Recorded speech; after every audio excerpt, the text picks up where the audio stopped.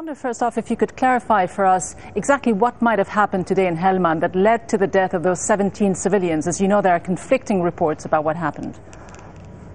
I cannot add to what your reporter already reported. There aren't more clarity on the circumstances and how it happened, but unfortunately the number which has been told is confirmed now, all civilians. But what were the reasons and circumstances behind and around it, we don't know more than what has been already reported.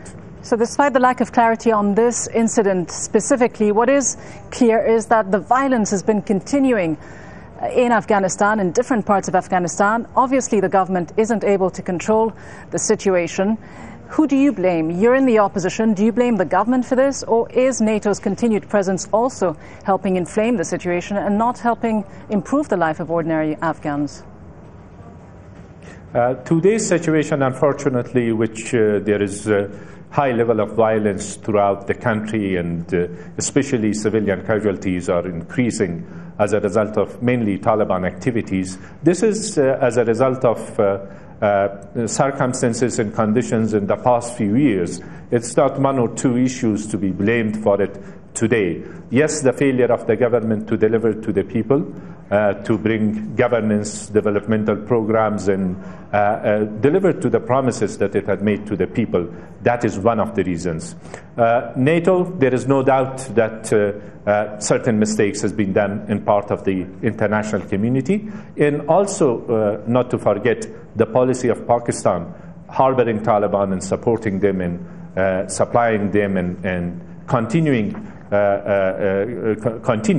support for the Taliban. That's one of the main factors. But I will put the internal factor, national factor, the absence of good governance, and also the absence of a vision.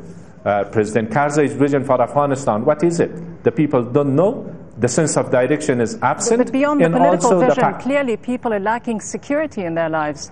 NATO forces have been there since 2001, yet the death toll among civilians is on the increase, according to the United Nations. In fact, 14,000 dead since 2007, as we just said. Is NATO and NATO's presence part of the solution of the problem? I would say that you can look at it from different angles and make your own judgment, but still NATO's presence is needed in Afghanistan. If you look at the situation in 2001, 2002, a few hundreds of international forces were here and the whole Afghanistan was secured. And then, of course, missteps by the international community, the attention from Afghanistan was shifted to Iraq. And within Afghanistan, President Karzai failed to maintain the consensus which was there behind the process. In Pakistan's double game altogether, all these three factors. And on top of this, the fact that Taliban's engagement is not in order to be part of a power-sharing government or anything as such, but to dismantle. And the growing gap between the people in the government of Afghanistan, in the mistrust between the government of Afghanistan and the international community and the people of Afghanistan with both of them. These are all reasons for what we are witnessing today. And clearly some on the ground are using all of these factors to continue to fight the government, to continue to fight this foreign military presence on Afghan soil. If the government can get the situation under control with the help of 130,000 international troops, how can it manage to provide security to Afghans after all these years? Might it be the time perhaps to begin some kind of proper discussion with the Taliban, to form some kind of coalition with them? First of all, I take it from the issue of coalition and talking to the Taliban. The door for the talks has to be opened and wide open. I have no doubt about it. But the issue is not like Taliban fighting, as I mentioned earlier, in order to participate in the government and have a power sharing.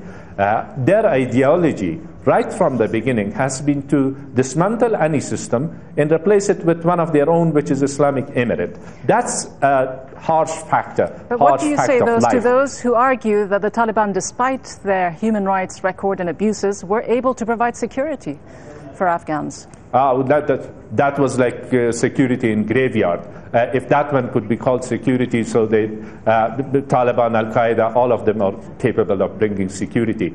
But my point is that why I rate the failure of the government as the number one factor, these are like at the beginning when the support of the people were there behind the process, Taliban were wiped out and most of them had joined peaceful life. And later on, that political consensus behind the process was broken, and then Taliban took advantage of that situation.